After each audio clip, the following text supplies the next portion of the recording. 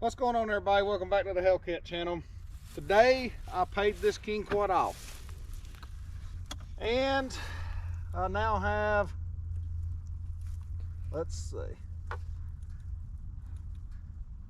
looks like 345 hours, 2,427 miles. More hours, I would say, than miles. So what have I done to this four-wheeler in the amount of time that I've owned it? Everybody seems to underrate these king quads, and I can tell you by having one. I've had two of them. This is be the second one, my bad. First one had over 6,000 miles. It was a 500. I'm going to tell you the best things to do to a 750 king quad. First thing you want to do is put a set of CVT snorkels on it. If that's your cup of tea, it may not be to some people. It is mine. All that does is lengthen the intake and exhaust systems for the CVT themselves. Okay. So a lot of people will put bigger tires on these. I don't ever put bigger tires. I keep the same size, 25, 10, 12, 25, 8, 12s in the back. Or 25, 8, 12 up front, 25, 10, 12 on this side. Another thing you might want to do that will lighten up weight to these four-wheelers and give them better power putting it to the ground as far as rotating mass. These are not factory King Quad 750 wheels. These are currently Yamaha Grizzly wheels. They're aluminum versus your factory steel wheel.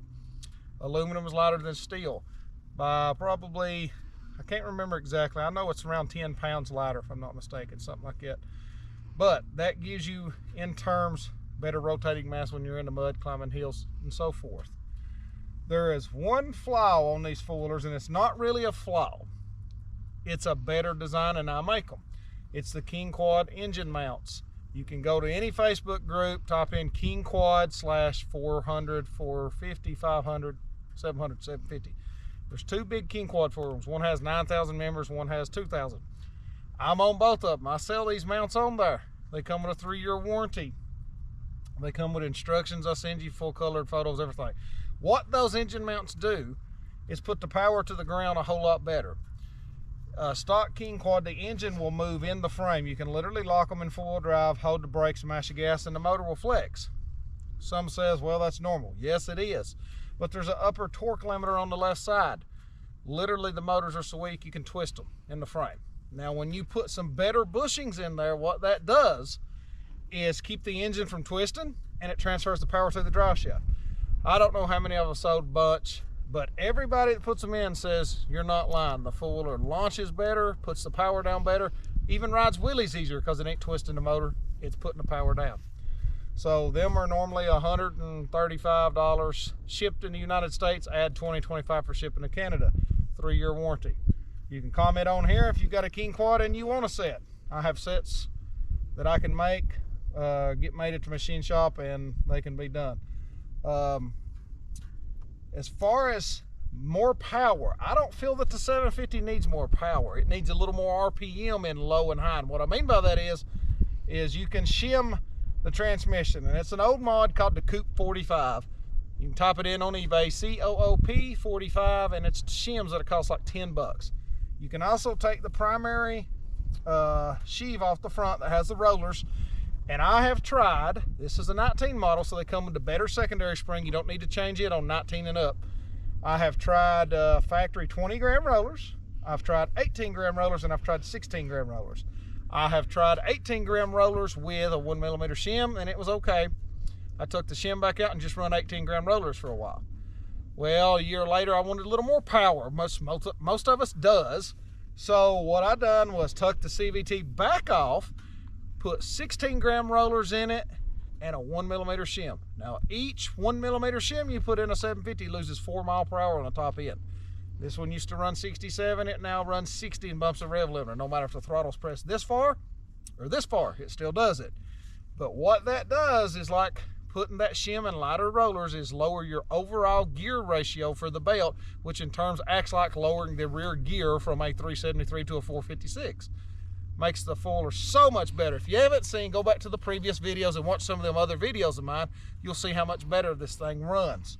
As far as longevity and these quads, I don't think there's a better quad on the market than a 750 King Quad. I've had a brand new 19 Grizzly, and Yamaha, I hope you're listening, it was the biggest pile of junk I've ever owned. Had cases leaking off the showroom floor. The air filter system on every Kodiak Grizzly I see, they let dust in the motor, but that's another story. We're not going to talk about that today. As far as anything else on these king quads, I think they're phenomenal.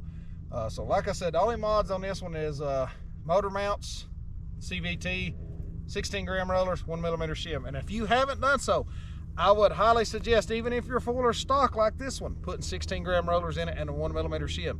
You will enjoy the low gear so much better and the high gear. It is tremendously a whole lot better fuller like that. Other than that, there's not been no issues with this fuller. Now it might blow up tomorrow, who knows. I will tell you, oh, I forgot, it does have an air filter, twin air. I've tried Unifilter. Unifilter sucks. I'm just going to tell it to you like it is because that's the way I am. Unifilter let a little bit of dirt in the motor, just a little, but I don't think you can filter 100% of dirt. It now has a twin air and I ain't had any issue with it. One thing I do to these, come here, I'll show you. Anytime you ride really dusty places, I get another filter, pull it, and I make triple filters. All that is a Unifilter wadded up and stuffed in there. For like when you go to Windrock and different places, they have really dusty places up there. So if you're following people, I highly suggest that. And if you don't know, on these, take this plug right here out. This is where you check engine lights, power steering lights when they come on. They make a tool I have at the house, or you can stick a paper clip in here, trip it, and it will light up the problem with the four-wheeler right there. When you get done with it, it's pretty simple. You put all of it back on and stuff it right back down in there, and that's it. So I just wanted to give an update, mainly a payoff review since I've paid it off. So what's next? Put in the comments below what kind of fuller y'all want to see next. As of this Saturday, I'm probably going to buy a brand new F-150 race red 4-door to haul me, my daughter, and my wife when we go riding. My current Z71 does awesome, pulls phenomenal, but it's a regular cab short bed 02 model, and it's my little girl, which is filming, it's getting really tight on us, and everybody always wants more room. Ain't nothing wrong with that. So Suzuki King Quad 750, I'm gonna give this thing an A+. It's probably the best fuller I've ever owned. I've owned Hondas, I've owned Grizzlies, I've rode Prairie 750s, not Prairie, but a Brute Force 750. I've rode them all, and well, I don't think there's a better quad as far as longevity and just overall use that's better than one of these. This thing's run circles around so many Hondas, Yamahas, everything. And if you don't believe me, you can go back on my channel videos ago, a few years ago when I first got this. You can see everything I've done to this thing and racing as far as what it takes a Yamaha Grizzly to stay with it. And these ain't a race quad, I understand that. But at the end of the day, I don't think you can beat these fullers for 10 grand. They are phenomenal, they're awesome. Every fuller has its small little things to change, but I love it. So there you go. Like, share, subscribe, and hit the notification bell so you know when I upload stuff. And also be sure you share this stuff, because it seems like YouTube is putting like a hold on my account. It's very weird. I've actually messaged them about it. They say nothing's wrong. I just don't believe it. But anyways, without further ado, as soon as it warms up, we're gonna get some Mr. Nasty videos and we're gonna go riding. Appreciate it.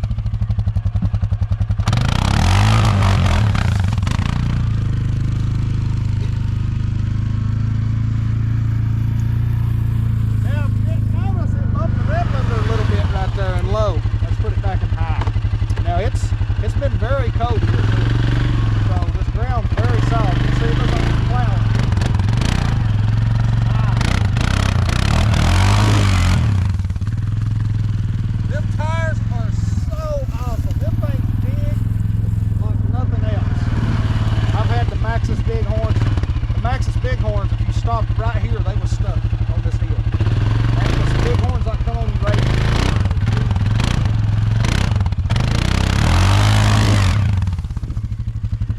It literally smells like a plow in the garden.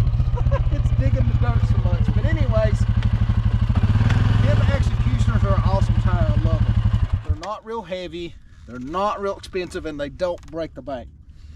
I've had those Maxxis tires before, the big horns. Pick the camera up a little bit. There you go. Anyways, I've had the Maxxis big horns, and they just don't do as good as these tires.